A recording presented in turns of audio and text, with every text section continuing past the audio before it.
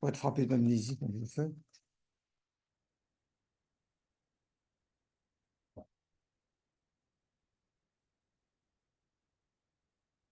Alors, pour prendre celui qui est en anglais, il faut prendre celui qui est en français. Il ne faut pas se tromper. D'ailleurs, ce n'est pas le même en plus de contenu. Donc, la dernière fois, j'avais suivi mon inspiration, je ne sais pas si elle était bonne ou pas, qui avait consisté à partir à partir d'exemples de droit positif, pour vous montrer comment la question de la philosophie du droit pouvait survenir à propos d'une question pratique, hein, qu'à bout d'un moment, lorsqu'on discute technique juridique, en responsabilité civile par exemple, avec l'arrêt Gender et l'arrêt Franck et les arrêts Franck, à un certain moment, on est quand même amené à se poser des questions fondamentales auxquelles la technique juridique ne peut pas répondre. La technique juridique peut vous dire, bon, ben, pour rendre le docteur Franck responsable de l'accident causé par le voleur, pour ne pas le rendre responsable de l'accident causé par le voleur, on va définir la carte comme l'usage, la direction et le contrôle de la chose. Mais ça, c'est l'instrument technique pour faire passer une solution que la Cour de cassation a estimée, dans l'arrêt des Chambres réunies de 1941, comme étant une solution juste. Mais en 1936, la Cour de cassation avait considéré, pas dans les Chambres réunies, mais dans la Chambre civile, que la solution juste, c'était que le propriétaire soit considéré comme le gardien, c'est-à-dire que l'arrêt de 1936 de la Chambre civile avait consacré la théorie de la garde juridique, tandis que l'arrêt Franck de 1941 des Chambres réunies a consacré la théorie de la garde matérielle. Hein. Mais ça, ce sont des expressions techniques. À un certain moment, la question qui se pose, c'est de savoir quelle est la solution qui est la plus juste. Et personne n'est d'accord, puisque l'arrêt de 1936, déjà l'arrêt Gender de 1930, n'avait pas été unanimement apprécié, puisqu'il situait une responsabilité objective, et donc il avait été accueilli par le cri de triomphe, si j'ose dire, de Josserand, mais il avait été accueilli par la désolation de Georges Ripert. Georges Ripert, c'était le conservateur, Josserand, c'était celui qui se considérait comme progressiste, en tout cas en matière de responsabilité civile. En 1936, Josserand était conseiller à la Cour de cassation, donc l'arrêt de 1936, le premier arrêt Franck, suit la logique de l'arrêt Gender, c'est-à-dire la responsabilité du fait des choses est indépendante de toute idée de faute, et par conséquent, la garde de la chose pèse sur le propriétaire, c'est la notion de garde juridique, et reste attachée à ses épaules comme la tunique de Nessus aux épaules d'Héraclès, et donc il va se consumer avec sa putain de garde. Voilà. Hein. Et puis en 1941, la Cour de cassation dit non, ça c'est pas satisfaisant. Donc, parce que le pauvre docteur Franck ne pouvait pas surveiller sa voiture, donc il n'est pas responsable. Ce n'est pas sa faute parce qu'il ne pouvait pas surveiller sa voiture. Sous-entendu, il n'a pas commis de faute. C'est ça que ça veut dire. Donc, le second arrêt Franck est un retour à l'idée larvée de faute en matière de responsabilité du fait des choses. Alors maintenant, quelle est la solution qui est juste, celle de 1941 ou celle de 1936? On n'en sait rien, parce que là, il y a des conceptions différentes qui s'affrontent. Et la question que pose cet exemple tiré de la responsabilité civile, c'est qu'est-ce qu'il faut entendre par justice? Pour reprendre l'expression de Henri Capitan dans sa note sous l'arrêt de 1936 au Dalloz, il n'y a rien de plus élastique que les notions de justice et d'équité. Donc il faut se méfier. C'est-à-dire que le technicien du droit, Henri Capitan, intervient pour dire on entre dans un domaine qui n'est pas celui des juristes. Il faut rester sur le terrain de la technique juridique. Mais sur le terrain de la technique juridique, vous ne pouvez pas résoudre la question posée par l'arrêt Franck, parce que tout dépend de la définition de la garde que vous adoptez. Et comme l'arrêt Gender avait dit que la responsabilité du fait des choses était attachée à la garde de la chose et non à la chose elle-même, mais que l'arrêt Gender n'avait pas défini la garde, la solution qu'on donne à la question posée par l'arrêt Franck, elle dépend de la définition de la garde qu'on donne. La définition de la garde est une définition technique. Usage, direction, contrôle dans le second arrêt Franck. Garde juridique dans le premier arrêt Franck. D'accord. Mais cette technique, elle est au service d'une fin, la justice, que la Cour de cassation a poursuivie, aussi bien dans l'arrêt de la Chambre civile de 1936 que dans l'arrêt des Chambres réunies de 1941, si ce n'est qu'elle a évolué entre-temps sur sa conception de la justice. Voilà. Donc ça veut dire que la notion de justice, c'est une notion qui excède la technique juridique, et c'est les philosophes qu'il faut interroger pour savoir ce qu'il faut entendre par justice. Ça semble logique. Encore qu'on en ait douté, on le verra. Donc, à partir de cet exemple tiré du droit positif qui avait pour objectif de vous amener petit à petit à la question de savoir où la philosophie du droit pouvait bien intervenir,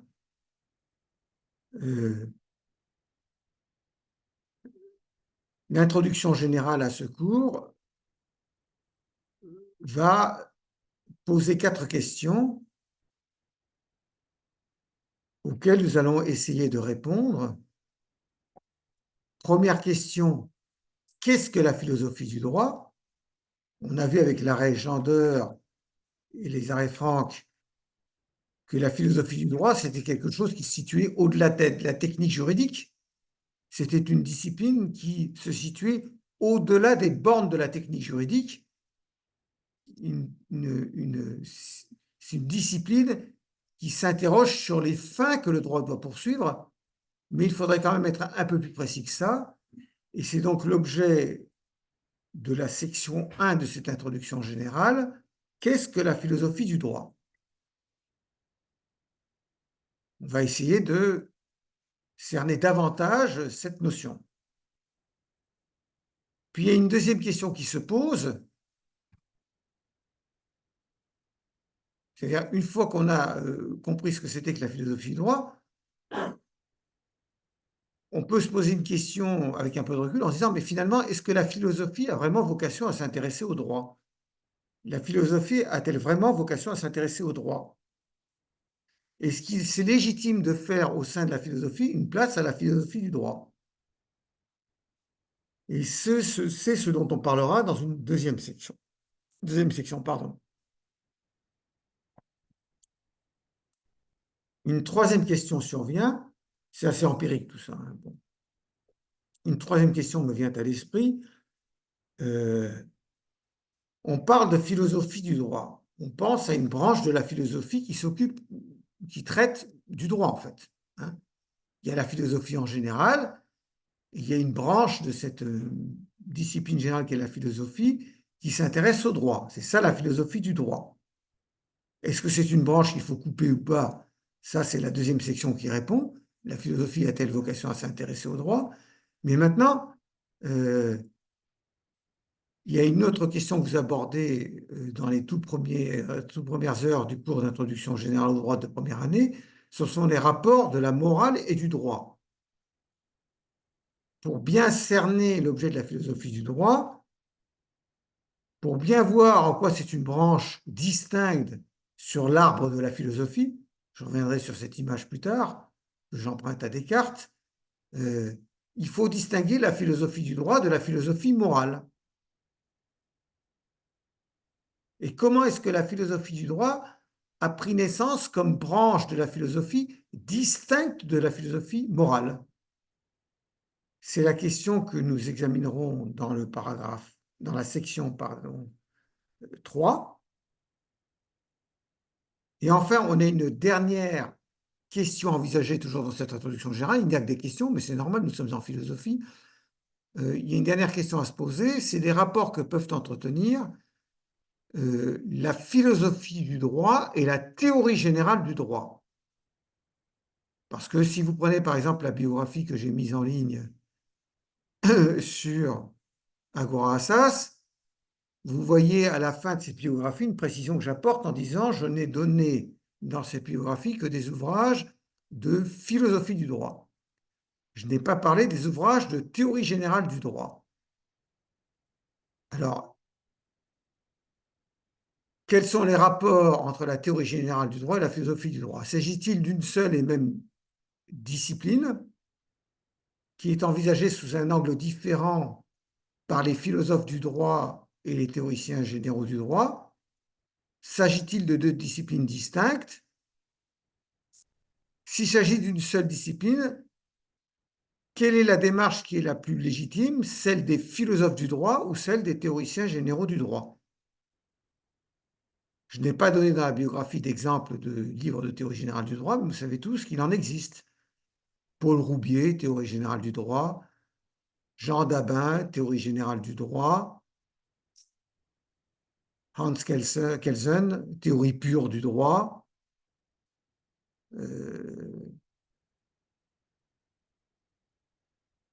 Jean-Louis Bergel, publié chez Dallos, théorie générale du droit. Donc il y a des ouvrages qui s'appellent théorie générale du droit. Est-ce qu'ils ont prétention à enseigner une science distincte de la philosophie du droit? Est-ce que cette prétention est légitime ou pas? Ne s'agit-il pas simplement d'une différence d'approche? Et dans ces conditions-là, quelle est l'approche qui est la plus légitime? Celle de ceux qui déclarent faire de la philosophie du droit ou celle de ceux qui déclarent faire de la théorie générale du droit? Alors, section 1, qu'est-ce que la philosophie du droit? Alors, bon, d'abord, il faut comprendre que l'expression philosophie du droit est apparue tardivement. En fait, le premier qui a utilisé l'expression de philosophie du droit, c'est le philosophe allemand Hegel. Il a écrit en 1831 un ouvrage.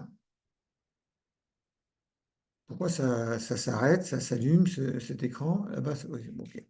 Il a écrit un ouvrage en 1821, pardon, 1821, un ouvrage, l'un de ses derniers ouvrages, qui s'intitule, alors je vous traduis le titre allemand en français, Ligne fondamentale de la philosophie du droit. Ligne fondamentale de la philosophie du droit, c'est la traduction littérale du titre allemand, c'est souvent traduit en français par principe de la philosophie du droit.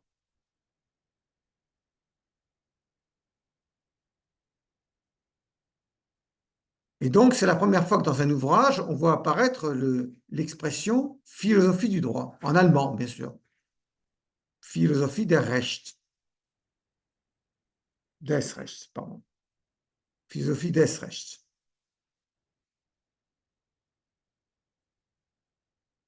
Mais ça ne veut pas dire, parce que Hegel est le premier à employer l'expression en 1821, qu'il n'y avait pas de philosophie du droit avant Hegel.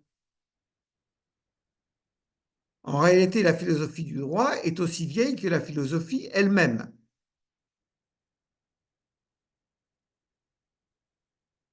Si ce n'est, on le verra dans la section 2, quand on s'interrogera sur la question de savoir si la philosophie a vocation à s'intéresser au droit ou pas, si ce n'est que certains philosophes rejetaient la philosophie du droit, considéraient que ce n'était pas la vraie philosophie. Mais sinon, la question de la philosophie du droit, elle est bien antérieure à Hegel, elle est aussi vieille que la philosophie elle-même, donc elle naît avec la philosophie naît dans la Grèce antique, comme vous le savez. Donc, il y a une philosophie du droit de Platon, il y a une philosophie du droit d'Aristote, il y a une philosophie du droit de Socrate, il y avait une philosophie du droit des pré-socratiques, c'est-à-dire ceux qui sont venus avant Socrate, Héraclite d'Éphèse, par exemple, ou les sophistes. Donc, la discipline est aussi vieille que la philosophie en général. Alors maintenant, essayons de décomposer l'expression pour mieux comprendre ce que peut vouloir dire exactement philosophie du droit. Dans philosophie du droit, il y a deux termes, ça n'aura pas échappé à votre attention, bien entendu, il y a philosophie et droit.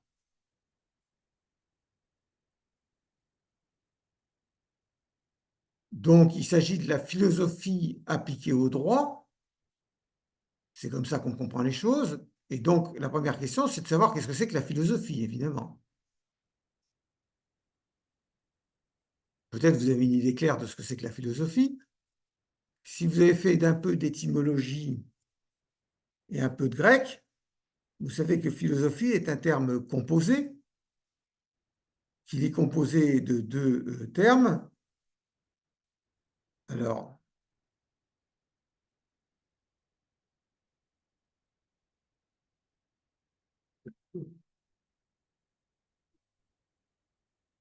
Alors, je vous les écris en français, hein.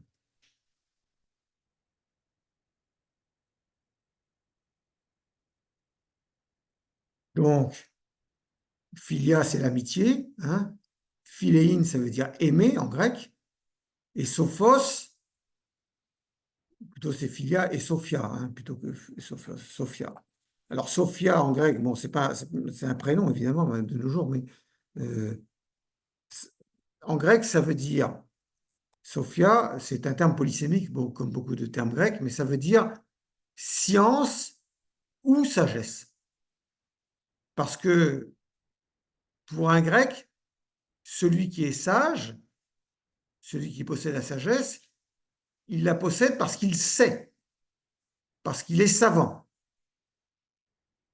Donc Sophia désigne indifféremment la science ou la sagesse, si bien que dans les écrits où le terme Sophia est employé, on peut toujours hésiter entre les deux traductions du mot, soit science, soit sagesse. Alors, il y a un autre terme en grec qui veut dire science, c'est le fameux terme épistémé. Hein, ça donnait épistémologie, vous savez, hein.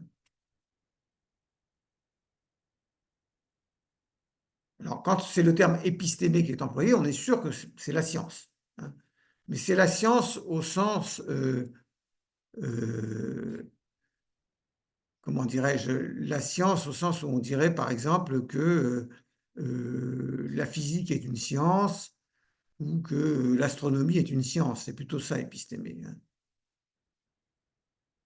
Ou au sens où on s'interroge sur l'origine de notre pouvoir de connaître, épistémologie. Ça, c'est épistémé. Mais sinon, le terme plus général, c'est Sophia. Alors, Sophia, par exemple, si je prends les dialogues de Platon, on est toujours hésitant sur la manière dont on traduit. Je réalisais l'autre jour dans le train, puisque j'étais en première, donc je pouvais lire tranquillement. Euh, et encore, même en première, on ne peut plus lire tranquillement. Donc, j'avais emprunté l'iPad à ma femme et je relisais l'Apologie de Socrate pour tuer le temps, puisque le train était en retard, bien entendu, comme d'habitude. Et donc, je relisais l'Apologie de Socrate que j'ai lu N fois, mais bon, peu importe. Et dans l'Apologie de Socrate, je vois à un moment donné le terme science qui apparaît, et je vérifie dans le texte grec, puisque j'avais une traduction, et je découvre qu'effectivement, c'est le terme Sophia qui est utilisé, et je prends une autre traduction française que j'avais, parce que sur l'iPad, j'avais deux traductions, celle de deux très bons traducteurs, d'une part Émile Chambry, qui a traduit beaucoup de dialogues de Platon aux belles lettres, qui est décédé depuis longtemps, et d'autre part, j'ai oublié son nom, mais c'est aussi un traducteur très connu des œuvres de Platon. Comment s'appelle-t-il? On oublie tout à mon âge.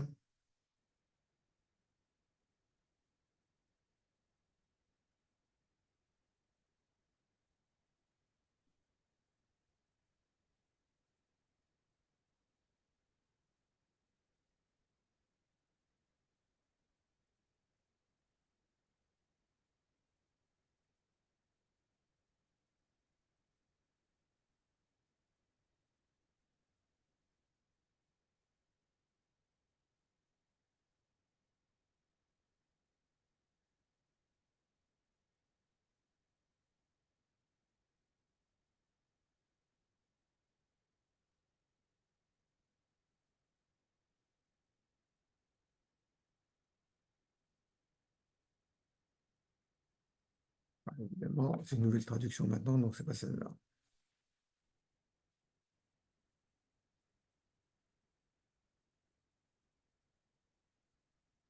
Croiset, c'est ça, Maurice Croiset. Donc Maurice Croiset, c'est un très bon traducteur, et Michambry aussi. Et donc Maurice Croiset, il traduit Sophia par science, dans l'Apologie de Socrate. Vous savez, le dialogue de l'Apologie de Socrate, c'est le discours que Socrate a présenté pour sa défense devant le tribunal populaire qui devait statuer sur trois chefs d'accusation qui avaient été dirigés contre lui et sur lesquels nous reviendrons plus tard, hein. Et donc, il a prononcé un discours de défense, ce qu'on appelle une apologie en grec, hein. Ça veut dire discours de défense. Or, il parle à un moment donné il se réfère à un moment donné à un oracle de Delphes au début de son apologie. Vous savez, un ami de Socrate, Chéréphon, était allé à Delphes. Il avait été interrogé l'oracle de Delphes sur la question de savoir si quelqu'un était plus savant que Socrate. Et l'oracle avait répondu, non, personne n'est plus savant que Socrate. Hein.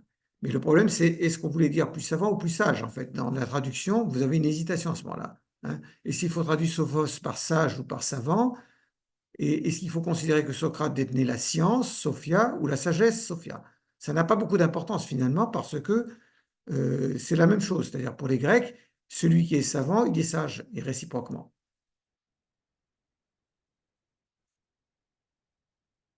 Donc, philosophe, amour de la sagesse. Amour de la sagesse, amour de la science et donc amour de la sagesse. Alors, le premier à avoir utilisé le terme philosophe, sans doute le savez-vous, c'est le sieur Pythagore, celui du théorème. On lui avait demandé quelle était son occupation. Il avait dit que lui ne cherchait pas à s'enrichir euh, ou la gloire, mais qu'il s'adonnait à la philosophie, qu'il était philosophe.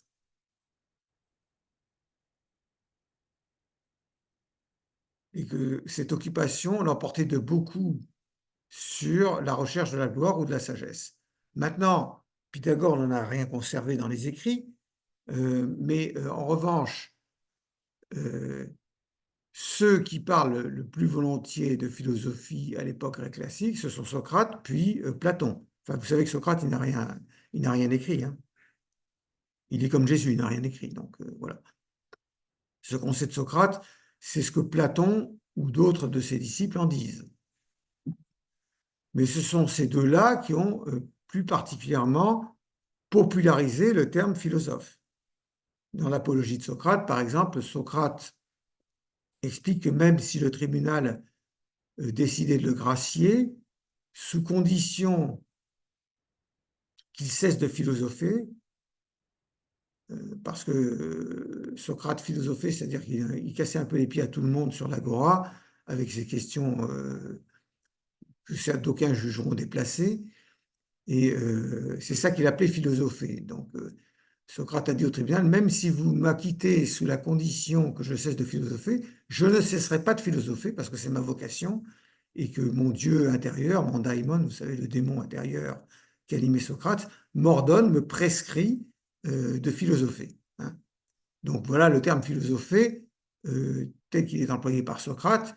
Et dans les dialogues de Platon, bien entendu, le terme philosophe, philosopher revient souvent. Un des dialogues où il revient le plus, c'est le fameux dialogue de Platon qui s'appelle La République, dont vous avez tous entendu parler, que j'ai déjà évoqué, je crois, lundi dernier.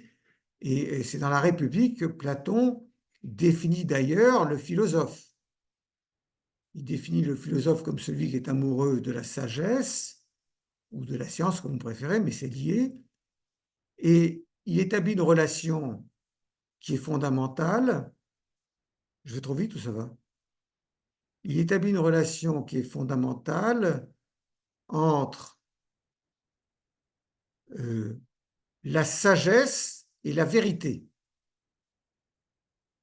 C'est-à-dire que quelque part dans la République, dans le livre 6, 485c, 6, 485c, vous avez une traduction de la République par Émile Chambry en libre accès sur le net, à laquelle vous pouvez référer. Livre 6, 485c, la République comporte 10 livres, hein, je vous le rappelle. Et dans le livre 6, à un moment donné, Socrate, qui est un des protagonistes du dialogue, qui est celui qui domine dans le dialogue, qui parle le plus en fait, Socrate, puisque vous savez que dans les dialogues de Platon, très souvent, Socrate est mis en scène. Pas dans tous les dialogues, mais dans la plupart des dialogues. Donc là, dans la République, c'est le cas.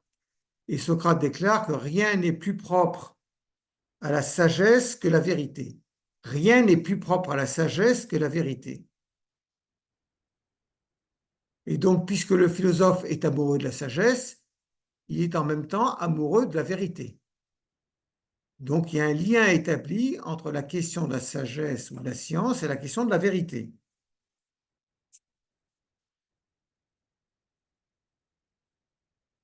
Donc, ce qui a été recueilli à la suite de la tradition platonicienne, c'est l'idée que le philosophe est amoureux de la sagesse, recherche la sagesse, et donc il recherche la vérité parce qu'il y a un lien entre les deux.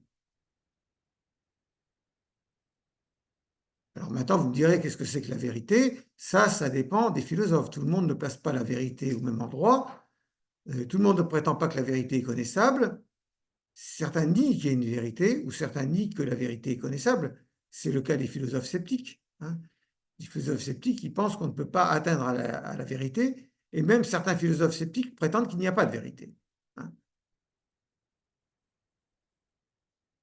Tandis que d'autres philosophes prétendent qu'on peut accéder à la vérité, on peut faire des efforts pour y tendre, comme Platon, par exemple, ou d'autres philosophes. Alors, ainsi défini, il faut bien comprendre que le philosophe se distingue du sage, en fait. Le philosophe, c'est celui qui est amoureux de la sagesse, euh, et c'est donc, il a une aspiration à la sagesse, tandis que le sage, c'est celui qui l'est déjà. Le sage ou le savant, il est déjà sage. Hein. Donc, en fait, le philosophe, c'est une disposition, en fait. C'est une disposition, une aspiration à devenir sage, à devenir savant, et donc à connaître la vérité. Tandis que le sage, le savant, il connaît déjà la vérité. Hein. Mais le sage, c'est une espèce très rare. Hein. Comme le dira Sénèque, un philosophe stoïcien, le sage, c'est comme le phénix. Hein. S'il en apparaît un tous les 500 ans, vous savez, le phénix, c'est cet oiseau mythique. Hein. Donc, s'il en apparaît un tous les 500 ans, on peut s'estimer heureux. Hein. Alors déjà, les philosophes, il n'y en a pas beaucoup, mais alors les sages, il y en a encore moins. Le sage, il est comme le Dieu, c'est ce que disent les stoïciens. Les stoïciens, le sage est comme un Dieu. Tandis que le philosophe, il n'est pas comme un Dieu. Ce que l'homme doit faire, nous dit Platon, c'est s'immortaliser autant qu'il est possible.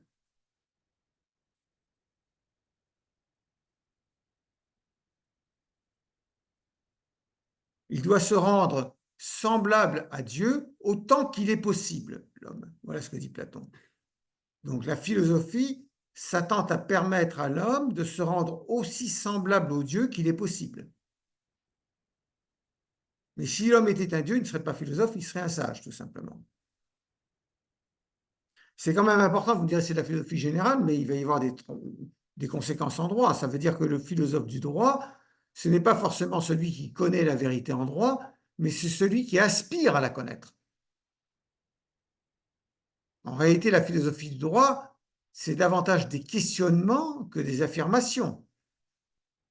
En tout cas, au départ.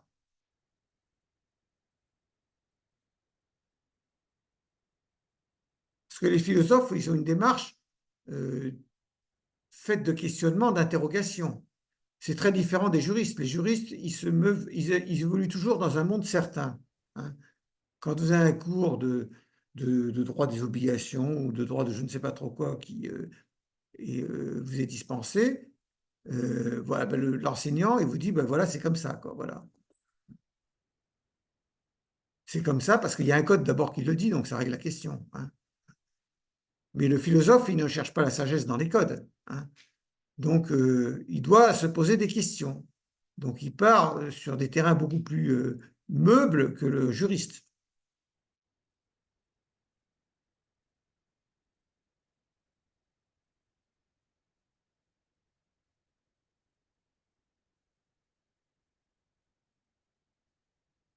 Alors, ce qui différencie le philosophe, donc comme le philosophe est amoureux de la vérité,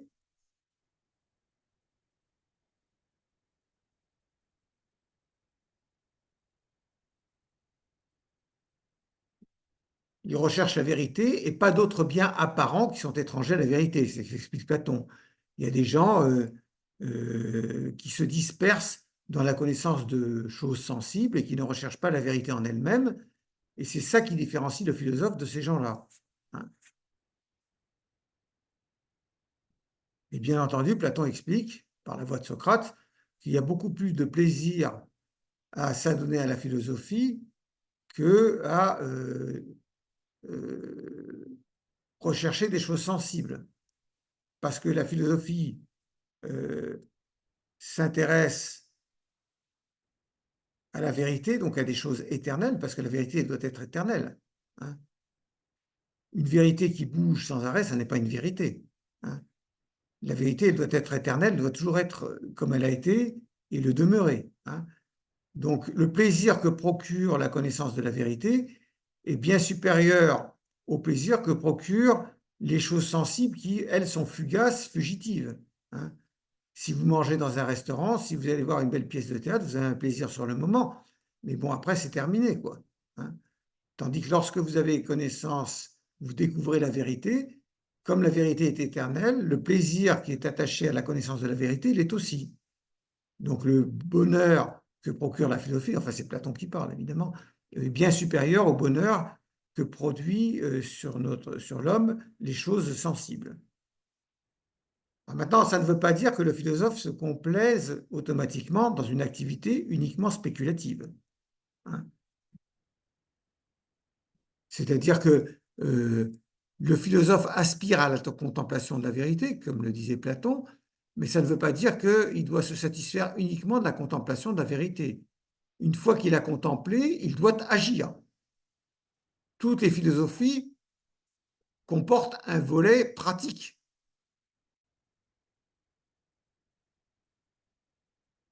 Pour reprendre l'allégorie de la caverne que vous connaissez tous, une fois que le philosophe aura contemplé la vérité en pleine lumière, il doit redescendre dans la caverne pour éclairer ses semblables, pour édifier ses semblables. Il ne doit pas rester là-haut en plein air où il a vu les choses réelles et non pas les ombres qui sont sur la paroi de la caverne. Il doit retourner dans la caverne pour éclairer, édifier ses semblables. Donc il y a un côté actif dans la philosophie.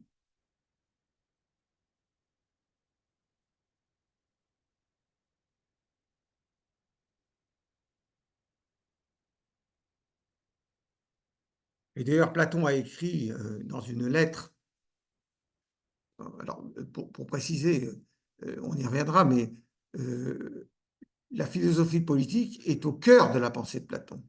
Et donc la philosophie du droit est au cœur de la pensée de Platon. Hein. Parce que bon, il y a un lien très étroit entre la philosophie politique et la philosophie du droit. Je ne rentre pas dans le détail de savoir si ce sont deux disciplines différentes. Je ne pense pas, personnellement, que ce soit deux disciplines différentes. Quand je prends un ouvrage comme l'ouvrage de Kant, Premier principe métaphysique de la doctrine du droit, cet ouvrage de Kant qui s'appelle Premier principe métaphysique de la doctrine du droit comporte une première partie sur le droit privé et une deuxième partie sur le droit public. Est-ce que la philosophie du droit public pour Kant ou la métaphysique du droit public pour Kant, c'est la philosophie politique en fait. C'est la question de savoir quel est le régime politique idéal auquel les régimes empiriques, les régimes de la réalité sensible doivent tendre. Donc il y a un lien qui est fait par Kant dans son ouvrage. Son ouvrage s'appelle Premier principe métaphysique de la doctrine du droit et il traite de la philosophie politique. Donc pour lui, la philosophie politique, c'est une composante de la philosophie du droit. Quand il traite de la philosophie du droit dans le droit privé, il ne parle pas de la politique. Mais quand il traite de la philosophie du droit dans le domaine public, il traite en fait du régime politique idéal. Donc chez Kant, la question de la philosophie politique et la question de la philosophie du droit coïncident. La philosophie politique est un aspect de la philosophie du droit. Chez Platon, on pourrait dire presque le contraire. On pourrait dire que sa philosophie du droit est un aspect de sa philosophie politique. Le but de Platon, c'est l'instauration d'un régime politique idéal, comme vous le savez. C'est pour ça qu'on a pu dire de Platon, c'est Auguste Diez, qui est un grand helléniste et un grand traducteur de Platon, a dit que Platon n'était venu à la philosophie que par et pour la politique. Platon n'est venu à la philosophie que par et pour la politique. Donc la question politique est au centre de la philosophie de Platon, mais la question de la politique est indissociable de la question du droit, chez Platon. Parce que si nous reprenons son dialogue le plus connu de tous, à savoir la République, je crois vous l'avoir dit rapidement la dernière fois, mais je reviens quand même dessus. Avant de s'interroger sur le régime politique idéal dans lequel la justice s'épanouira, Platon consacre les 4 premiers livres de son dialogue à définir ce que c'est que la justice. Et ce qu'il dit, on reviendra là-dessus quand on parlera de Platon plus en détail, ce qu'il dit, c'est que la justice est la même dans l'individu et dans la cité. La justice telle qu'elle figure dans l'âme, telle qu'elle est inscrite dans l'âme de l'individu, c'est la même que la justice dans la cité. C'est ce qu'on appelle le fameux motif psychopolitique dans la pensée de Platon. Et donc, ça veut dire quoi? Ça veut dire que la question de la justice, pour Platon, est indissociable de la question du régime politique idéal. Et donc, la question du droit, qui est également la question de la justice, fait partie de sa philosophie politique. Donc, il n'y a pas vraiment de distinction à faire, je pense, et d'autres me contrediraient, entre la philosophie politique et la philosophie du droit. Maintenant, la philosophie, d'une façon générale, n'est pas seulement connaissance de la vérité, elle est aussi action. Donc, elle est action dans le domaine politique et également dans le domaine du droit, par conséquent.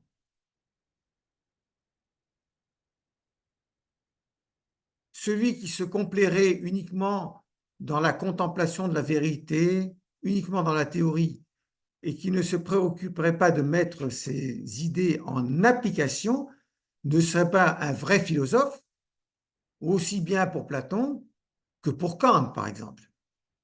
Et Platon, dans la 7e lettre, et je vais m'arrêter là pour qu'on prenne la pause, Platon, dans une lettre, parce que Platon écrit des dialogues, mais il a écrit aussi des lettres. Et ces lettres nous sont parvenues. Sauf qu'on ne sait pas toujours si ces lettres sont authentiques ou pas.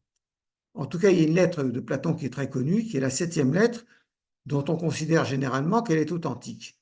En voilà ce que Platon a écrit dans la 7e lettre. Il explique qu'il s'est rendu en Sicile à plusieurs reprises. Il s'est rendu en Sicile 3 fois au cours de sa vie. Puis à l'époque, quand on était en Grèce et qu'on allait en Sicile, on ne prenait pas un billet sur Ryanair, c'était plus compliqué quand même. Donc, il est allé en Sicile. Et pourquoi a-t-il entrepris ces voyages périlleux? Il explique dans la 7e lettre pourquoi s'est-il rendu en Sicile pour un 2e voyage, alors qu'il en avait déjà fait un. Il répond j'ai voulu me rendre en Sicile une 2e fois parce que si j'étais resté à Athènes, je craignais de passer à mes propres yeux seulement pour un beau parleur, jamais capable d'entreprendre une quelconque action. Je craignais de passer à mes yeux, moi qui ai vocation à être un philosophe, pour un beau parleur seulement, jamais capable d'entreprendre une quelconque action. Alors, ce qu'il faut expliquer, c'est que Platon pensait que le régime politique idéal ne pourrait jamais être instauré à Athènes, que les conditions n'étaient pas réunies pour que le régime politique idéal qu'il appelait de ses voeux puisse prendre naissance à Athènes. Trop de démagogues, la démocratie, c'est pas bon pour Platon, c'est un régime. Il y a trop de démagogues, trop de démagogie, trop d'indépendance. On ne va pas pouvoir imposer un régime idéal. Donc, il n'a pas pour autant dit, je parle d'un régime idéal, mais il ne sera jamais réalisé. Il a voulu le réaliser, mais il a voulu le réaliser en Sicile. C'est-à-dire qu'il s'est rendu à la cour d'un tyran de Sicile, et puis ensuite à la cour lors de son voyage à la cour du fils de ce tyran, avec pour objectif de convaincre ce tyran d'instaurer ce fameux régime idéal qu'il appelle de ses voeux et qu'il décrit dans la République. Donc Platon se voulait un homme d'action. Il ne considérait pas que la philosophie, c'était simplement jouir de la beauté du spectacle de la vérité. Et je termine par là et je vous donne votre pause. C'est le cas également de Kant. Kant nous dit dans la critique de la raison pure que la partie qui doit avoir la prééminence dans la philosophie, c'est la morale, celle qui tente à l'action. La philosophie de la connaissance, explique Kant, elle est subordonnée à une autre partie de la philosophie qui lui est supérieure et à laquelle elle doit tendre, c'est la philosophie morale. La philosophie morale, ça implique l'action pour Kant. Donc, celui qui se complaît uniquement dans la philosophie de la connaissance, nous dit Kant, n'est pas un philosophe, c'est juste un simple artiste de la raison, dit-il. Un artiste de la raison. C'est ce qui explique dans la critique de la raison pure, à la fin de la critique de la raison pure, dans certains passages qui sont parmi les plus anciens dans la critique de la raison pure, parce que la critique de la raison pure, c'est un gros ouvrage qu'il a écrit pendant un certain nombre d'années. Et là, je fais allusion à des passages de la critique de la raison pure qui sont parmi les plus anciens de la critique de la raison pure. Donc, ça veut dire que Kant avait toujours comme idée que la philosophie de la connaissance avait pour fin l'épanouissement, l'accomplissement moral de l'homme. Voilà, 10 minutes de pause avant que vous ne craquiez. On reprendra dans 10 minutes. Donc. On reprendra donc à 19h07.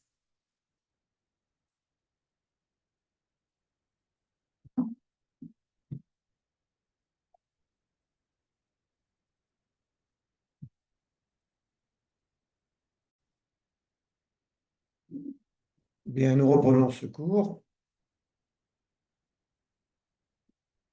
Donc, pour tous les grands philosophes, aussi bien Platon que Kant, il est certain que la composante pratique, la philosophie morale, est au moins aussi importante que la philosophie de la connaissance, et la philosophie de la connaissance tend à la philosophie pratique et à la philosophie morale.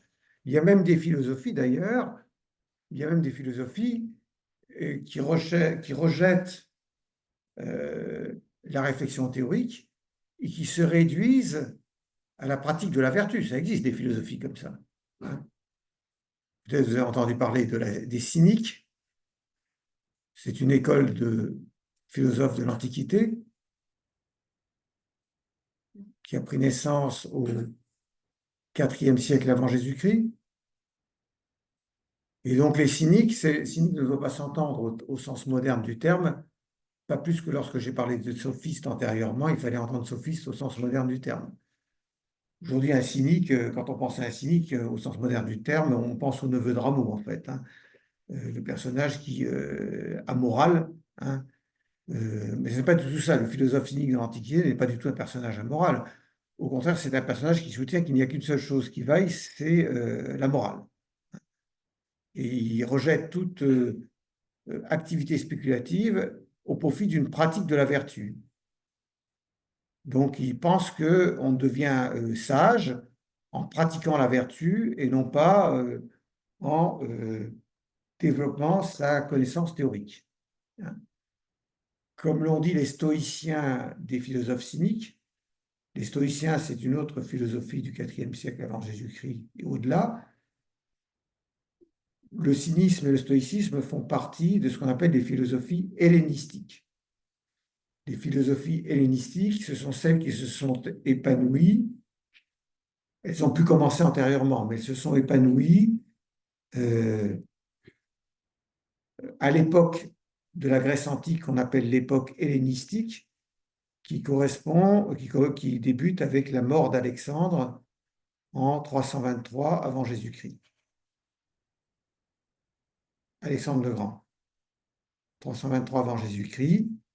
Euh, le début de la période hellénistique coïncide avec la mort d'Alexandre le Grand, mais en fait, ces écoles qu'on appelle les philosophies hellénistiques avaient pris naissance avant, hein, mais se sont développées, épanouies, surtout avec la chute d'Alexandre le Grand. Et donc, ces philosophies hellénistiques euh,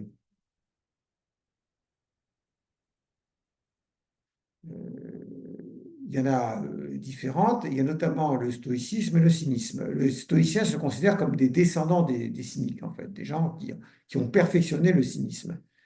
Et donc, les stoïciens sont des philosophies. Le stoïcisme est une philosophie dans laquelle l'aspect théorique n'est pas du tout négligé, hein. Le dogmatisme stoïcien, c'est quelque chose quand même dans la philosophie antique, mais même si la vertu, la morale est l'objet essentiel du stoïcien, il y a quand même un dogmatisme théorique important dans la philosophie stoïcienne. Mais les stoïciens, qui considéraient que les cyniques étaient des gens bien, mais qui n'est pas allé jusqu'au bout, quoi, en fait, hein, disaient que qualifier le cynisme de raccourci vers la vertu, de raccourci vers la vertu. Ça voulait dire que les cyniques ne s'embarrassaient pas de conditions théoriques. La seule chose qu'ils faisaient, c'était s'exercer à la vertu, euh, pratiquer la vertu. Voilà. Donc il y a des philosophies qui sont reconnues comme telles, pour lesquelles la partie théorique est indifférente et euh, dont l'objet est uniquement la pratique. Alors maintenant, si on revient au droit après ce détour euh, par la philosophie en général, donc la philosophie est liée est une recherche, et l'amour de la sagesse, elle est liée à la recherche de la vérité, on l'a vu, comme Platon l'a bien exprimé. Donc si on applique ça à la philosophie du droit, à ce secteur particulier, à ce field, ce Bereich, je ne sais pas comment dire, ce, ce domaine particulier qui est le droit, qu'est-ce que ça peut bien vouloir dire que la philosophie du droit? C'est l'amour de la sagesse, donc l'amour de la vérité attaché au droit. Donc ça cherche à savoir qu'est-ce que c'est que la vérité à propos du droit. C'est ça en fait. Y a-t-il une vérité au sujet du droit et quelle est-elle s'il y en a une? C'est la recherche de la vérité au sujet du droit.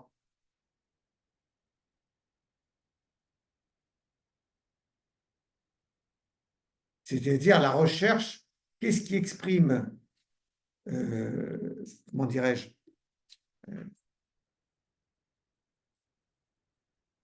qu'est-ce qui fait qu'une règle de droit est véritable, est vraie, c'est qu'elle est juste. Donc la recherche de la vérité dans le droit, c'est la recherche de la justice.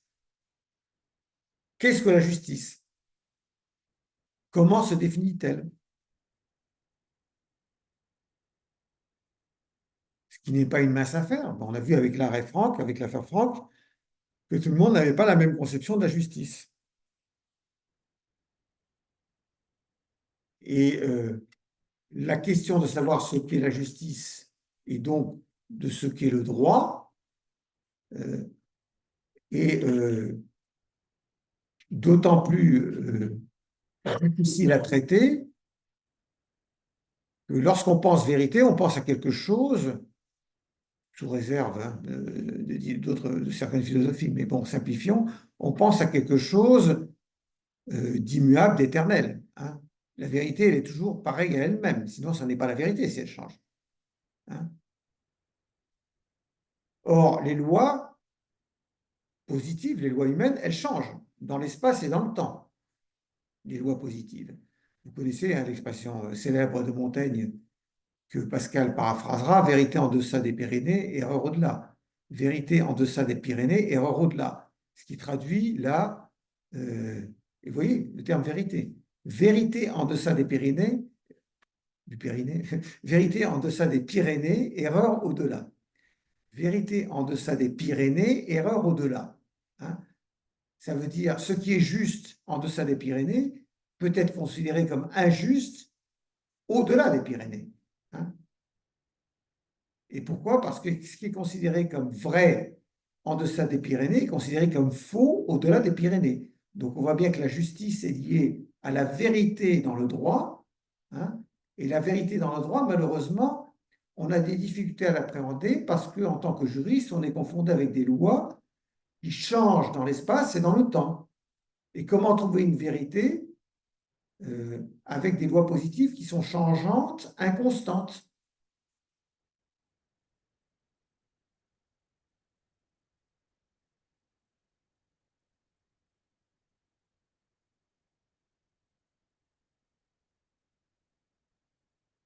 Alors, ce lien entre la justice et la vérité,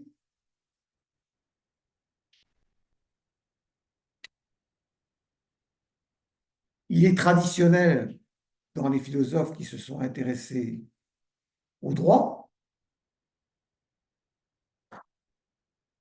Ils considèrent que la justice exprime ce qui est le vrai en droit, hein, le vrai droit, en fait. Donc, ça veut dire que pour beaucoup de philosophes, pas tous, mais pour beaucoup de philosophes, la justice ne se confond pas avec la légalité. Mais tous les philosophes ne sont pas d'accord là-dessus. Mais beaucoup de philosophes considèrent que la justice et la légalité, ce sont deux choses différentes. Exemple typique, Platon. La justice de la République, ça n'est pas la légalité, parce que justement, il s'agit de changer le régime politique pour qu'il devienne un régime politique où la justice régnera. Pour ça, donc, il va falloir s'écarter des lois en vigueur à un moment donné. D'ailleurs, comme vous le savez, Platon a écrit non seulement la République, mais il a écrit un autre dialogue qui est très célèbre, son dernier dialogue, qui s'appelle Les lois. Les lois, c'est un dialogue qui traite des lois qui a lieu d'édicter dans une cité idéale où la justice régnera. Une cité imaginaire, qui est la cité des magnettes, dont parle Platon, ou plutôt les protagonistes du dialogue Les lois. Ils imaginent une cité imaginaire, les magnettes, et recherchent la législation qui soit adaptée à cette cité imaginaire, les magnettes, la cité des magnettes, la Magnésie, pour que la justice y règne.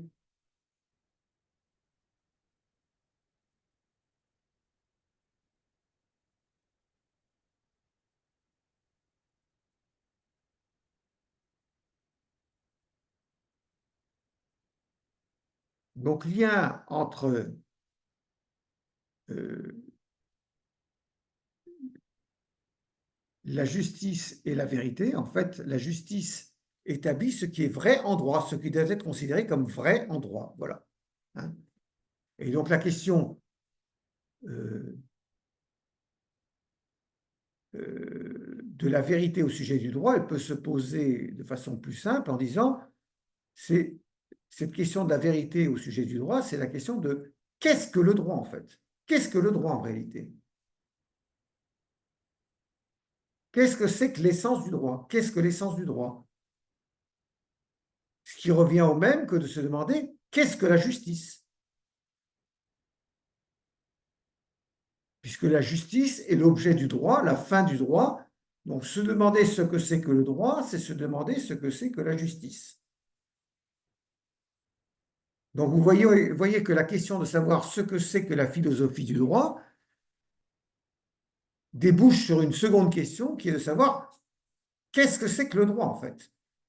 Quand on s'intéresse sur la question de savoir ce que c'est que la philosophie du droit, on est amené à constater que la philosophie du droit, c'est la discipline qui s'intéresse sur l'essence, qui s'interroge sur l'essence du droit, sur l'essence de la justice, sur la question de savoir qu'est-ce que c'est que le droit et qu'est-ce que c'est que la justice. Au lieu de prendre pour acquises les déclarations ronflantes qu'on vous donne en première année de droit, en disant que le droit, c'est un ensemble de règles contraignantes, abstraites, sanctionnées par l'autorité publique, je ne sais pas trop quoi. Le philosophe va dire, mais qu'est-ce qui nous dit que c'est ça la vraie définition du droit? On en est bien sûr là? Mais les recommandations de la commission des clauses abusives, c'est du droit ou ça n'est pas du droit? Les décrets individuels, c'est du droit ou ce n'est pas du droit? Les contrats, c'est du droit ou ce n'est pas du droit? Hein. Toutes sortes de questions qui viennent immédiatement à l'esprit. Et si une règle est injuste, est-ce que c'est encore du droit ou pas?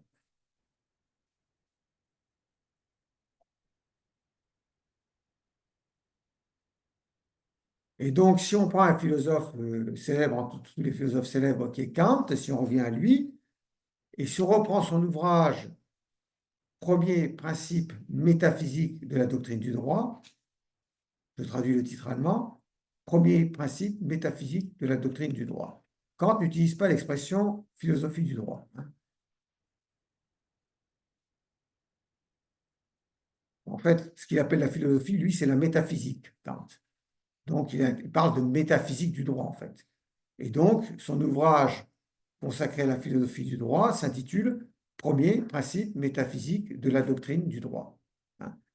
Et donc, dans l'introduction à la doctrine du droit qui figure dans cet ouvrage, il y a une introduction à la doctrine du droit.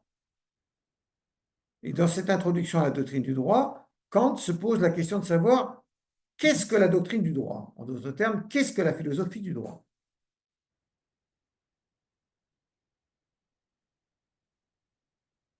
Introduction à la doctrine du droit dans cet ouvrage, paragraphe A, qu'est-ce que la doctrine du droit? Paragraphe A, qu'est-ce que la doctrine du droit? Et la manière dont il répond à la question de savoir qu'est-ce que la philosophie du droit, qu'est-ce que la doctrine du droit, le conduit à déboucher immédiatement sur une seconde question, paragraphe B, qu'est-ce que le droit?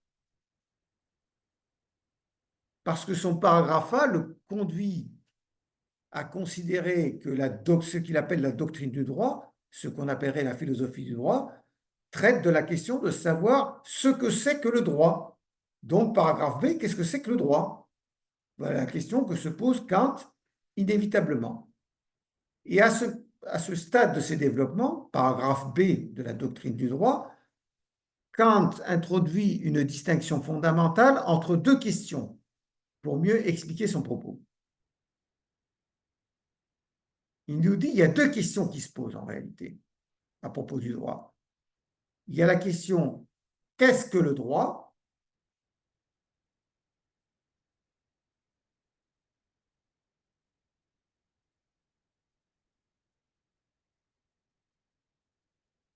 Pour les philosophes cyniques, tout à l'heure, j'ai dit que les cyniques ne devaient pas s'entendre dans le sens moderne du terme. Parce que cynique, en fait, en grec, ça vient d'un mot grec qui veut dire chien. Chien, ça se dit kuon en grec. Donc les philosophes cyniques, en fait, c'était des chiens. Voilà. Alors pourquoi est-ce on les surnommait des chiens? On ne sait pas trop. Ils avaient coutume de se réunir dans un gymnase qui s'appelait le cynophage, donc le gymnase du chien, en fait, qui se trouvait en périphérie d'Athènes. Ça, c'est la première explication. La seconde explication, c'est ils passaient leur temps à engueuler leurs concitoyens, à aboyer, donc, et c'est pour ça qu'on les appelait les cyniques. Hein. Voilà. Donc ça vient tout simplement, cynique vient tout simplement de chien, en fait. Kuon. Hein. Kuon, ça a donné en latin, ça a donné canis, hein, canidé. Hein. Donc, maintenant, si je reviens à Kant, après ce petit détour comique que je voulais vous évoquer, Kant dit il y a donc deux questions qui se posent. La question qu'est-ce que le droit? Et cette question, c'est la recherche de l'essence du droit, de l'essence de la justice. C'est la recherche d'un critère universel de détermination du juste et de l'injuste. La recherche d'un critère universel de détermination du juste et de l'injuste. Donc, il identifie la recherche de l'essence du droit et la recherche de la définition de la justice. On est bien d'accord. Hein? Il dit c'est à cette recherche que la question qu'est-ce que le droit, la réponse à la question qu'est-ce que le droit, c'est la recherche de cela. La recherche de l'essence du droit, la recherche des déterminations universelles du juste et de l'injuste. Et quand il y a une seconde question qui se pose à propos du droit, c'est la question qu'est-ce qui est de droit? Vous allez me dire quel verbalisme, mais il faut dire qu'en allemand, ça n'est pas tout à fait aussi verbal qu'en français, parce que je traduis l'allemand. Hein. Alors que vous n'êtes pas germaniste, je ne vais pas vous donner les mots en allemand, je suppose. Hein. Donc la question qu'est-ce que le droit, c'est was ist Recht? Hein. Qu'est-ce que le droit? Et la question qu'est-ce qui est de droit, c'est was Rechten sei. Donc la question qu'est-ce qui est de droit, nous dit Kant, alors il le dit aussi en latin, il dit il y a la question quid ius, qu'est-ce que le droit? Et la question quid iuris sit, qu'est-ce qui est de droit? Si vous n'avez pas fait d'allemand, vous avez peut-être fait du latin, vous savez que iuris, c'est le génitif de ius. Donc, quid iuris sit, ça veut dire qu'est-ce qui peut être de droit? Et ce n'est pas la même question que qu'est-ce que le droit? Et ce que Kant explique, c'est qu'en fait, la question qu'est-ce qui est de droit, c'est la question qui est l'apanage du juriste. Le juriste, il a pour mission de répondre à la question qu'est-ce qui est de droit? Qu'est-ce que ça veut dire répondre à la question qu'est-ce qui est de droit? Ça veut dire que, voilà comment Kant, voilà l'idée que Kant se fait de la science juridique. Hein. Il dit, voilà, il y a des cas concrets qui se présentent dans l'expérience. Hein. Par exemple, il y a un litige entre deux propriétaires. Bon, ça, c'est pas Kant qui le dit, je vous donne un exemple. Il y a un litige entre deux propriétaires. Il s'agit de savoir qu'entre deux personnes qui se prétendent propriétaires d'un même terrain, et la question qu'est-ce qui est de droit, c'est la question de savoir comment trancher ce litige pour déterminer qui est véritablement droit.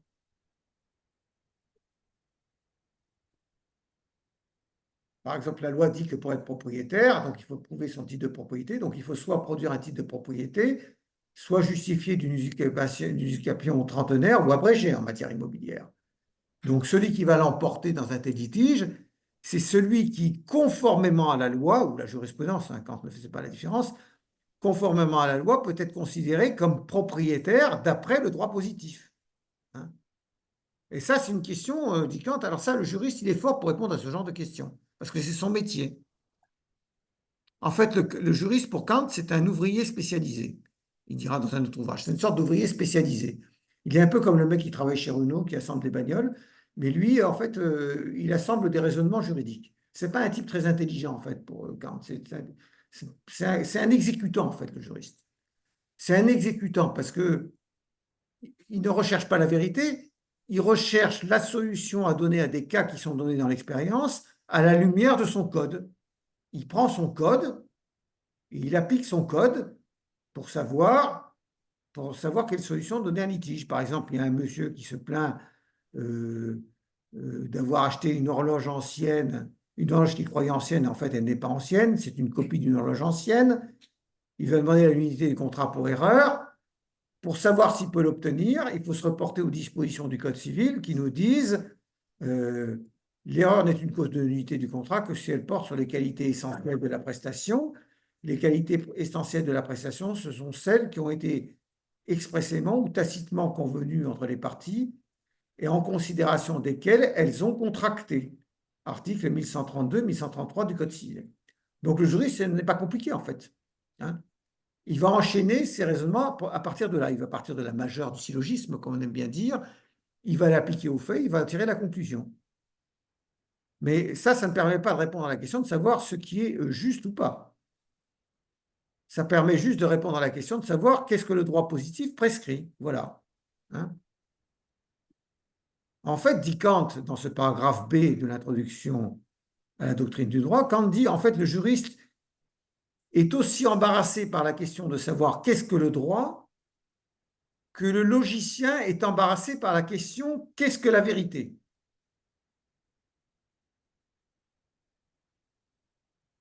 La logique, vous savez, c'est une discipline formelle. Elle consiste simplement à enchaîner les propositions dans un ordre rigoureux, dans un ordre syllogistique. Hein. Mais elle n'a pas trait à la vérité. Les propositions qui sont enchaînées logiquement dans la logique peuvent être vraies comme elles peuvent être fausses, peu importe. Ce qui compte simplement, qu'elles s'enchaînent rigoureusement les unes avec les autres. Et donc, en fait, pour Kant, le juriste, c'est juste un logicien, quoi. Il enchaîne des propositions avec rigueur, mais de la vérité intrinsèque de ces propositions, il ne s'y intéresse pas, cette vérité intrinsèque. Lorsqu'il dit que, voilà, l'article 1132 du Code civil dit que l'erreur doit porter sur une qualité essentielle de la prestation pour entraîner la nullité du contrat, il ne s'interroge pas à aucun moment sur la question de savoir si cette règle est juste ou pas. Il dit juste que le Code pose cette règle, c'est l'article 1132 du Code civil, donc on applique l'article 1132 et l'article 1133 qui le précise. Donc le juriste ne s'intéresse pas à la question de savoir si la solution donnée par le Code est juste ou pas. Or, pour répondre à la question qu'est-ce que le droit, qui se confond à la question de savoir quel est le critère universel de détermination du juste et de l'injuste, il faut s'intéresser sur la justice de la règle de droit elle-même. Donc si le juriste veut répondre de façon adéquate à la question « Qu'est-ce que le droit ?» et non pas simplement à la question « Qu'est-ce qui est de droit ?» Il doit délaisser sa science expérimentale, empirique. La science du jurisme, c'est une science empirique.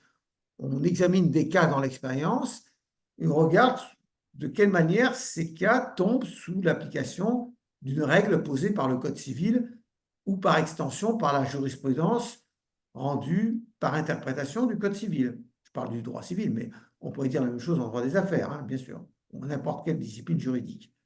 Bon, et si le juriste veut répondre de façon adéquate à la question « Qu'est-ce que le droit ?», il doit délaisser cette science empirique du droit qui est la sienne pour se demander de façon universelle, a priori, indépendamment de l'expérience, qu'est-ce que l'essence du droit, qu'est-ce que l'essence de la justice? Qu'est-ce que l'idée de la justice, pour reprendre une expression platonicienne? Voilà ce sur quoi le juriste doit s'interroger s'il veut approfondir la question « qu'est-ce que le droit ?» et donc faire de la philosophie du droit. Maintenant, est-ce que le juriste peut le faire? Parce que là, Kant, dans la doctrine du droit, dit, bon ben voilà, donc premier principe métaphysique de la doctrine du droit, il dit, bon ben voilà, le juriste avec sa science ne peut pas répondre à la question qu'est-ce que le droit? Il peut juste répondre à la question qu'est-ce qui est de droit, hein? Et donc, il ne va pas pouvoir répondre à la question qu'est-ce que le droit avec sa science empirique. Maintenant, est-ce qu'il est recommandé que le juriste s'écarte de sa science empirique et qu'il se pose la question de savoir qu'est-ce que le droit? Est-ce qu'il est recommandé, est-ce qu'il est acceptable que le juriste s'interroge sur la justice des lois? Alors là, Kant, quand il écrit les premiers principes métaphysiques de la doctrine du droit, il est déjà assez âgé, hein, il doit avoir 74 ans à peu près, hein. Quand il écrit la critique de la raison pure, son ouvrage le plus célèbre, il a déjà 50 ans révolus, hein. Première édition, il a bien plus que 50 ans. La première édition de la critique de la raison pure, c'est 1781, pardon, 1781. Et la doctrine du droit, les premiers principes métaphysiques de la doctrine du droit, je crois que c'est 1794. Donc on a affaire à quelqu'un qui est déjà un vieillard, hein, mais qui est encore très intelligent, parce que la manière dont il a posé la question de la philosophie du droit, on verra ultérieurement, est très novatrice. Il y a quand même une date dans l'histoire de la philosophie avec Kant, aussi bien dans l'histoire de la philosophie générale que dans l'histoire de la philosophie du droit. Donc, dernier ouvrage publié de Kant, en 1798, dernier ouvrage qu'il publiera, ça s'appelle Le conflit des facultés. En allemand, der Streit der Fakultäten. Streit, ça veut dire conflit, querelle en allemand. Le conflit des facultés. Et par faculté, il faut entendre en fait les universités. À l'époque, on appelait ça des facultés. Donc, Kant nous dit, dans cet opuscule, il constate qu'il y a plusieurs facultés, plusieurs universités. Il y a des facultés d'histoire, des facultés de droit, des facultés de philosophie. Et il dit, en réalité, la faculté de philosophie, elle occupe en pratique un rang inférieur dans la société. Parce que ce qui intéresse le pouvoir politique, c'est plutôt... Alors, il y a une faculté de théologie aussi, pardon, la faculté de théologie, hein. À l'époque, la religion, c'est important. Donc, il y a la faculté de théologie, la faculté de droit. Or, ce qui importe au pouvoir politique, c'est de former des serviteurs de l'État, ce que seront les juristes ou les théologiens, hein. Ce n'est pas à l'époque de la séparation de l'Église et de l'État, hein. On n'est pas en 1905. Donc, c'est ces facultés-là que le pouvoir politique reconnaît comme importantes, tandis que la faculté de philosophie, bah, la philosophie, ça ne sert à rien, comme chacun sait, donc le pouvoir politique ne s'y intéresse pas. Donc, en apparence, la philosophie, la faculté de philosophie occupe un rang inférieur. Mais ce que nous dit Kant, ce n'est qu'une apparence. Parce qu'en réalité, c'est la faculté de philosophie qui doit avoir la suprématie. Parce que c'est la seule où on apprend à réfléchir par soi-même, et non pas en fonction de prescriptions qui vous sont données à l'avance. Que fait le théologien? Quand une question lui est posée, il se réfère au livre saint. que fait le juriste quand une question lui est posée? Il se réfère aux codes en vigueur. Au contraire, le philosophe, il réfléchit sans que les règles lui soient données de l'extérieur. Et donc, à propos du droit, donc quand il tient à ce problème de la question « qu'est-ce que le droit ?», il revient sur la question du conflit entre la faculté de philosophie et la faculté de droit. Et il dit, dans ce conflit des facultés, c'est la deuxième section, il y a 3 sections dans le conflit des facultés, donc c'est la deuxième section, il dit attention, hein, il va plus loin que dans la doctrine du droit. Il dit non seulement le juriste ne peut pas répondre à la question « qu'est-ce que le droit ?», avec sa science empirique du droit, parce que sa science empirique du droit ne peut répondre qu'à la question « qu'est-ce qui est de droit ?», non seulement le juriste ne peut pas répondre à la question empirique « qu'est-ce que le droit ?», mais en plus, il doit absolument s'abstenir de le faire. Le juriste, il est là pour obéir. Et donc, il doit respecter les lois, les codes en vigueur. Et alors, s'il commence à s'interroger sur la justice des lois, alors là, c'est la catastrophe. Parce que les facultés de droit sont là pour former des juristes qui vont être des agents d'État. Hein. Ils les appellent des agents d'État dans le conflit des facultés, quand les juristes et les théologiens. Ce sont des agents d'État. Hein. Ils sont là pour mettre en œuvre les prescriptions étatiques. C'est ça leur rôle. Ce sont des ouvriers spécialisés. Des Werkkundig en allemand, des ouvriers spécialisés. Donc, il ne faudrait pas qu'ils s'amusent à sortir de leur rôle et commencer à se demander si les lois sont justes ou pas. C'est absolument inadmissible. Celui qui a compétence exclusive pour s'interroger sur la justice des lois, des ordonnances, des décrets, c'est le philosophe. Parce que ça n'est pas dangereux pour le pouvoir politique que le philosophe s'interroge sur la légitimité des lois ou des décrets en vigueur. Ce n'est pas dangereux pour le pouvoir politique parce que les facultés de philosophie ne forment pas des agents de l'État. Les facultés de philosophie, ce sont des endroits où on réfléchit. Donc, non seulement le juriste ne peut pas répondre avec sa science juridique à la question « qu'est-ce que le droit ?», mais encore, ajoute Kant dans le conflit des facultés, il ne saurait y répondre. Il ne doit pas y répondre. Parce que ça n'est pas son rôle. Il sortirait de son rôle et ce serait inadmissible. Alors, vous imaginez bien que ce genre de discours n'a pas beaucoup plu aux juristes. Ils n'ont pas tellement envie d'être ravalés au rang de subalternes.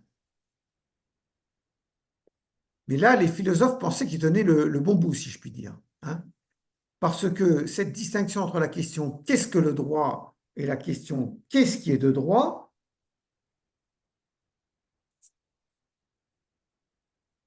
Hegel va la reprendre à son compte dans ses principes de la philosophie du droit en 1821. Introduction aux principes de la philosophie du droit de Hegel. Que nous dit Hegel? Il nous dit, en fait, il faut distinguer la science du droit, qui est une partie de la philosophie,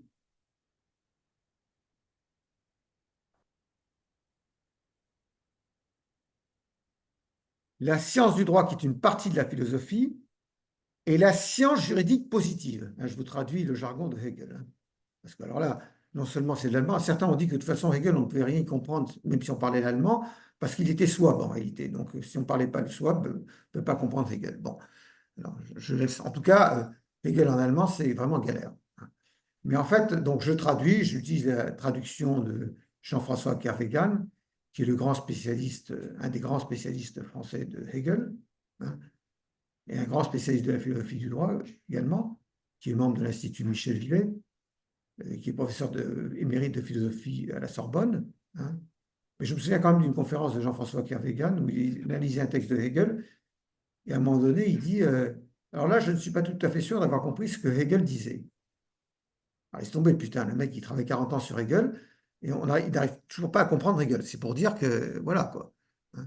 Je ne sais pas s'il faut passer 40 ans sur un philosophe dont on n'est pas sûr de comprendre. Il y a peut-être des philosophes qu'on est sûr de comprendre qu'il est plus. En tout cas, moi, j'ai beaucoup de mal avec Hegel, je dis franchement. Hein. Autant Kant, j'ai beaucoup travaillé dessus, j'ai pénétré sa pensée, et je pense le connaître honorablement, pas comme un spécialiste qui ferait du Kant tous les jours, mais assez honorablement. Tantôt Hegel, j'avoue que je n'en ai qu'une connaissance superficielle. Hein. Toujours est-il que dans les principes de la philosophie du droit, introduction, alors les principes de la philosophie du droit, il y a une préface hein, qui est très célèbre, dans lequel on trouve notamment cette fameuse image, vous savez, ce n'est qu'à la tombée de la nuit que la chouette de Minerve prend son vol. Vous connaissez cette expression, ce n'est qu'à la tombée de la nuit que la chouette de Minerve prend son vol. Flop, flop, flop, flop, flop. Hein. Alors la chouette de Minerve, vous savez, c'était la chouette qui était sur l'épaule de Minerve. Minerve, je crois qu'en grec c'est Artémis, Athéna, pardon. Oui, Artémis c'est la déesse de la guerre. Bon. Athéna, et donc c'est la déesse de la sagesse, de la raison. Hein. Elle porte comme emblème une chouette sur son épaule, d'accord? Donc, ce que voulait dire Hegel avec cette expression, c'est que la philosophie, comme il le dit d'ailleurs également dans cette préface au principe de la philosophie du droit, la philosophie arrive toujours trop tard. Elle arrive après coup. Hein. Elle arrive quand les jeux sont faits, en fait. Hein. Elle vient expliquer ce qui s'est déjà produit et qui devait nécessairement se produire. La philosophie est rétrospective, elle est rétroactive, comme on dirait en juriste. Hein. Donc, je fais cette petite parenthèse sur cette fameuse phrase de Hegel, la chouette de Minerve ne prend son vol qu'à la tombée de la nuit, ou son envol qu'à la tombée de la nuit, et également une autre expression, la philosophie arrive toujours trop tard. La philosophie arrive toujours trop tard. Elle arrive quand des choses qui devaient nécessairement se produire se sont produites. Donc ça, c'est dans la préface. Ensuite, il y a une introduction à la philosophie du droit, et c'est là que Hegel reprend Kant en disant, en fait, il faut distinguer la science du droit partie de la philosophie et la science juridique positive. Donc, il y a deux disciplines.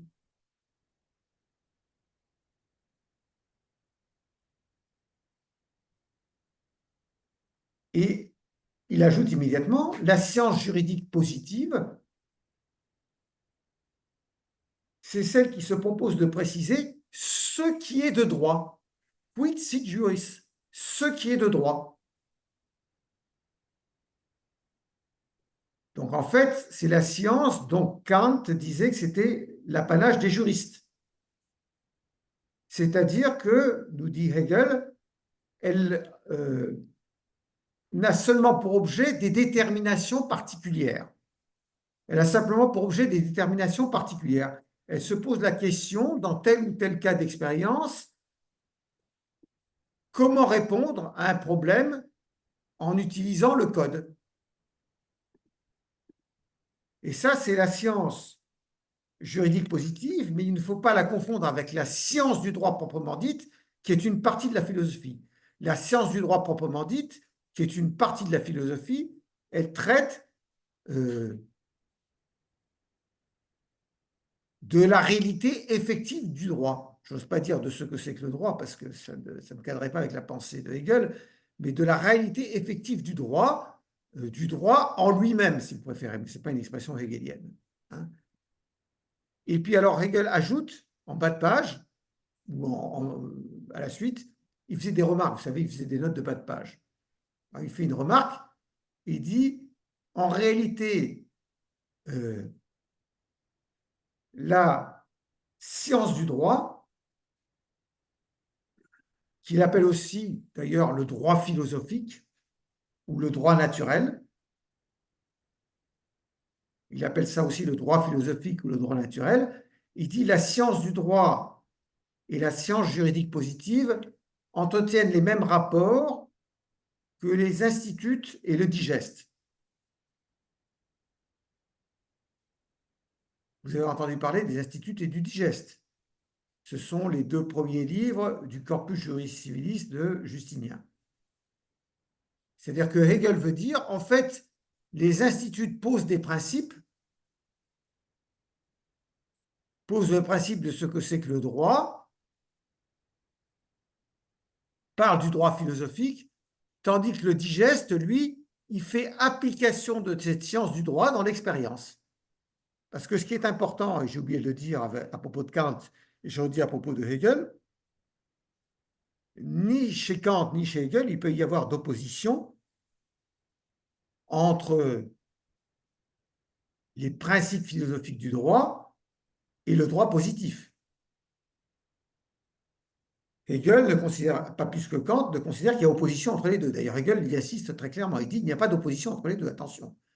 Euh, L'un ne fait que traduire dans la réalité empirique l'autre. Comme le dit Kant, pour revenir à Kant, il dit quelque part, le droit, c'est une théorie sur laquelle une pratique s'appuie. Il y a une théorie du droit avec laquelle la pratique du droit doit être en accord. Donc il ne faut pas prendre Kant et Hegel pour des gens qui ont voulu construire une sorte de droit naturel éthéré, indépendant des droits positifs. Ça n'est pas du tout ça.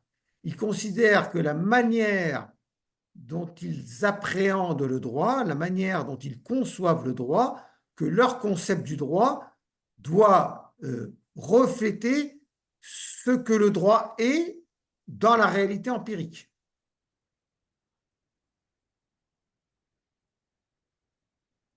Alors, sans rentrer dans le détail, en cela, Kant est très novateur, parce qu'avant Kant, quand on parlait de droit, Kant est un juste naturaliste quelque part, mais il n'est pas juste naturaliste au sens de l'école du droit de la nature et des gens.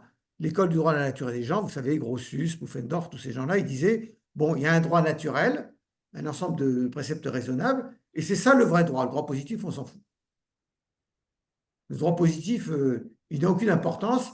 La seule chose qui est importante, c'est la science du droit naturel, qui est un ensemble de préceptes rationnels et moraux. Tandis que Kant et après lui Hegel sont davantage préoccupés. Ils considèrent que le concept de droit, ce que c'est que le droit en lui-même, doit se réaliser dans le monde empirique. Il y a une théorie du droit avec laquelle la pratique doit s'accorder, dit Kant, dans un opuscule de Kant qui s'appelle Théorie et pratique. Il dit ça. Il y a une théorie du droit avec laquelle la pratique doit s'accorder. Il dit également la même chose dans un opuscule très connu de lui, dont vous avez peut-être entendu parler, qui s'appelle Vers la paix perpétuelle. Vers la paix perpétuelle. Alors, Hegel dit, attention, le droit philosophique n'est pas en opposition avec la science du droit positif. En réalité, le rapport entre eux, c'est le même rapport qu'entre les instituts et les digestes. Le digeste met en application dans l'expérience, dans la réalité empirique, les principes fondamentaux des instituts. Donc évidemment, les juristes ont eu beau jeu de dire, ben voilà ce qui arrive quand un philosophe se pique de faire de la réflexion sur le droit, il dit des idioties. Parce qu'évidemment, les instituts de Justinien et le digeste de Justinien n'ont pas du tout le rapport que Hegel leur prête. Les instituts ne posent pas des principes dont le digeste ferait des applications. Ce n'est pas du tout comme ça. En fait, les instituts, c'est un manuel à l'intention des étudiants. Ils présentent le droit romain de façon simplifiée. Le digeste, c'est un ouvrage savant, où les mêmes principes figurent, mais l'ouvrage est beaucoup plus développé parce qu'on rentre dans le détail des solutions à partir de ces principes et qu'on expose les opinions des fameux 5 grands jurisconsultes romains de l'époque classique. Donc évidemment, les juristes ont dit, en lisant l'introduction au principe de la philosophie du droit de Hegel, c'est tant est qu'il est même lu d'ailleurs, ben voilà. Hein. Que les philosophes s'occupent de philosophie et qu'ils nous laissent tranquilles avec notre droit, parce que dès qu'ils commencent à parler de droit, ils disent des énormités, en fait. Donc voilà la présentation que les philosophes font du droit à partir de Kant et Hegel. Et donc, puisque la philosophie du droit a pour objet de répondre, d'après ces philosophes, à la question « qu'est-ce que le droit ?», c'est donc la question de l'essence du droit. Mais il y a 2 questions qui sont associées, je termine par là, à la question de savoir qu'est-ce que le droit. Elles sont en corrélation avec cette question. La première question, qu'est-ce que le droit? On va faire ça la semaine prochaine, lundi. parce que je ne vais pas dépasser un niveau de 5 minutes, ça ne me satisfait pas. Je sens que vous en avez assez et que vous voulez partir. Donc, je vous propose de reporter ça à lundi, d'accord? Ça va aller comme ça? Donc, puisque je bénéficie encore pour le moment de l'enregistrement Zoom, je vais placer cet enregistrement Zoom sur Agora Assas, mais la semaine prochaine, c'est le suspense. Mais de toute façon, il y a le podcast. Et de toute façon, je me relierai à Zoom en début de cours pour ceux qui souhaiteraient suivre le cours à distance. Voilà, c'est terminé pour ce soir. Merci.